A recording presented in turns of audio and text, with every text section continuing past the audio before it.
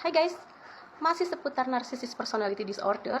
Kali ini aku mau jelasin tentang beberapa sifat-sifat atau ciri-ciri yang terdapat pada seorang narsisis wanita. Seperti yang kita tahu, semua narsisis itu adalah seorang yang egois, hanya mementingkan diri mereka sendiri. Si narsisis ini tidak pernah sama sekali mengakui bahwa dirinya bersalah atau bahkan meminta maaf. Justru dia akan memproyeksikan kesalahan yang dia buat kepada orang lain. Karena begitu manipulatifnya dia, jadi dia akan sangat mudah untuk memutarbalikkan fakta. Sehingga dengan mudahnya dia akan membuat orang lain tampak sebagai orang jahat. Bahkan si narsisis ini sangat detail banget pada kesalahan kecil yang dibuat oleh para supply atau korban dia. Bahkan saat si supply atau korban dia itu dengan tanpa disadari, tidak disengaja, tidak ada niat apapun untuk melukai si narsisis. Karena si narsisis ini seseorang yang cepat sekali merasa tersinggung ya. Karena dia ini adalah orang yang picik. Jadi nggak bisa berhenti terobsesi pada kritik kecil yang ditujukan pada dirinya. Bahkan saran yang membangun untuk dirinya seperti agar dirinya lebih berempati kepada orang lain, lebih menghargai orang lain, itu dianggap sebagai serangan untuk dirinya. Oleh karena itu dia akan bersikap dingin, bersikap pahit kepada orang tersebut. Kemudian yang berikutnya, si narsisis wanita ini cenderung fokus dan sibuk dengan penampilan fisik mereka, guys. Bahkan dia akan sangat sensitif terhadap kritik yang ditujukan terhadap penampilan diri mereka. Entah itu ke bentuk badan mereka, berat badan mereka, atau gaya rambut mereka. Mereka akan menganggap kritik tersebut adalah serangan untuk mereka. Karena itu mereka harus selalu melakukan yang namanya perawatan, melakukan aerobik, gym, senam, dan lain-lain. Karena mereka harus selalu tampil cantik, tampil seksi, tampil putih, bersih gitu ya, glow up lah. Sehingga selain untuk mendapatkan validasi tadi, kebanyakan narsisis wanita menggunakan daya tarik fisiknya untuk memikat laki-laki. Seorang narsisis wanita juga selalu tampak seperti seseorang yang lemah, tidak berdaya, tidak bisa ngapa-ngapain, tidak aman, pemalu, bahkan pendiam. Nah, ini lebih ke tipe yang covert. Sehingga dia bisa bebas memainkan perannya karena dia tidak tampak sebagai orang yang jahat. Karena orang lain melihat dirinya sebagai seorang yang pemalu, pendiam, anak rumahan, wanita lemah yang merasa tidak aman. Narsisis wanita juga rentan banget terhadap iri hati, dengki, cemburu. Karena narsisis wanita itu reaktif dan sensitif. Jadi dia akan lebih cepat terluka, lebih cepat tersinggung, lebih cepat baper, lebih cepat emosional, lebih cepat marah-marah, lebih cepat kesel, murung, atau bahkan dia tiba-tiba silent treatment atau menutup diri saat dia merasa kesel sama seseorang. Dia cenderung iri hati melihat orang lain yang menurut dia lebih unggul dari dia, lebih cerdas dari dia, lebih pintar, lebih kaya, lebih sukses, atau lebih menarik, lebih bahagia, lebih berprestasi. Pokoknya yang menurut dia lebih dari dirinya. Seorang narsisis wanita bisa menindas orang lain atau dia menjadi seorang gadis yang jahat. Hanya karena narsisis wanita ini tidak agresif, bukan berarti dia ini tidak berbahaya ya guys.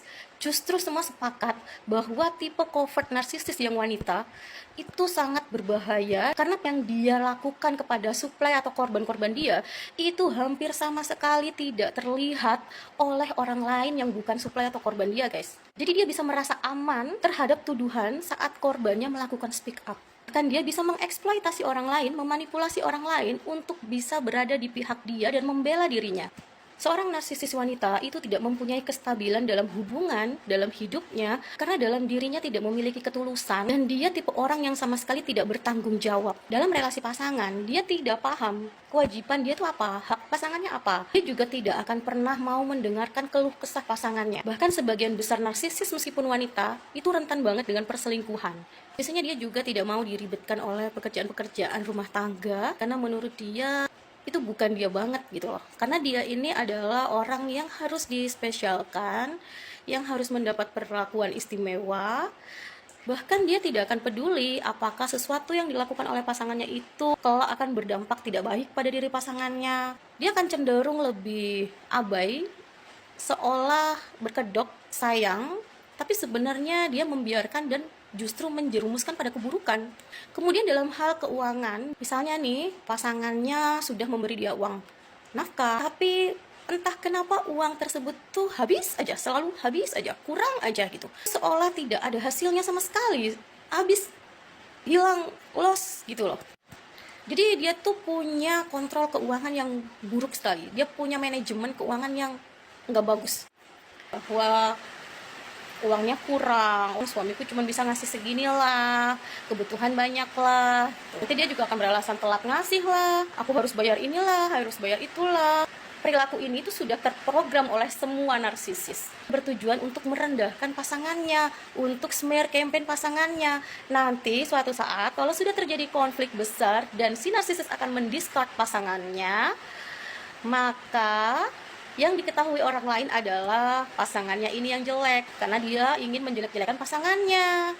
Sedangkan pasangannya ingin selalu berusaha menyenangkan dia, menutupi semua kesalahan-kesalahan yang dilakukan oleh si narsisis. Jadi nanti yang akan tampak jelek adalah pasangannya.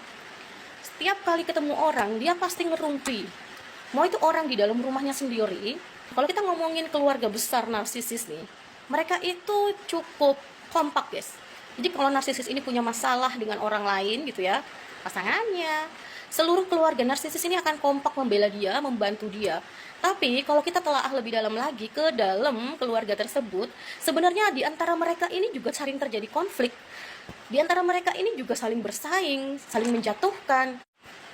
Jadi jangan kaget kalau misalkan kalian punya masalah dengan narsisis, kemudian semua keluarga dia kompak membela dia, tanpa harus melihat mana yang salah, mana yang benar, di mana letak salahnya, di mana letak benarnya. No, mereka akan langsung membela begitu aja. Perihal narsisis selingkuh, satu-satunya cara untuk mengetahui adalah biasanya dia tidak lepas dari HP-nya, dan HP-nya itu biasanya dia kunci, guys. Aplikasi ini dia kunci, aplikasi itu dia kunci.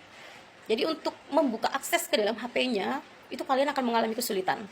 So, be careful ya guys, edukasi diri terus, karena narsisis ini bukan hanya sekedar toksik, dan mereka memang nyata real ada di mana-mana. Jadi edukasi diri agar lebih aware, agar lebih berkesadaran, agar lebih bisa berhati-hati, agar lebih bisa membuat batasan.